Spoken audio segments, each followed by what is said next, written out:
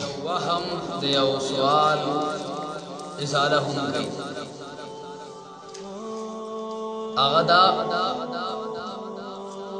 مخکې آیاتونو مبارکو کې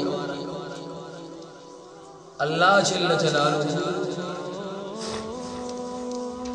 دا نیکانو بندگانو دا صالحینو دا اولو الالباب دعاګانې دارنګي الله جل جلاله دا غوي اوصاف خمسه ذکر کړو چې دا 500 اوصاف یا پدې 500 اوصاف کې یو وصف په یو انسان کې راشي نو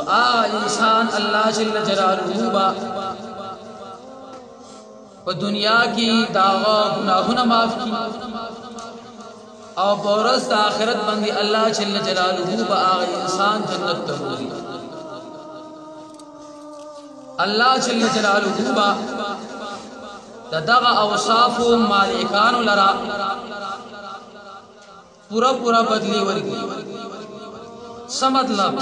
دا کفار دا ټول محروم پاتې شو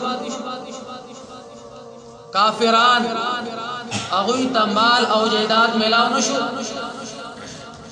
حالانکه موږ چې سوچ او فکر وکړو په دنیا کې د ټول سیاست مال او جیداد د کافرانو سره دی نو څه مطلب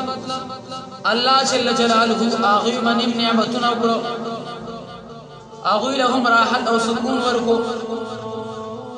اللہ جل جلالہ فرمائی اے مسلمانا اے مومنا دوککی گمو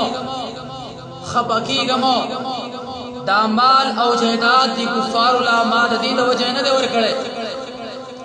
چی دیو تا راحت او سکون میلاوشی دیو تا اطمینان میلاوشی دیو پارام مندی اخبر جن دیر کی نا دا مال او جہداد دی کفار الاماد دی دو وجہ ورکڑے چی دیو زلونا پریشان شي تاسو بکتنی په دنیا کې قسمه خلق موجود دي لوی مال او جائیداد والا خلق موجود دي قسمه جائیداد او سره شته دي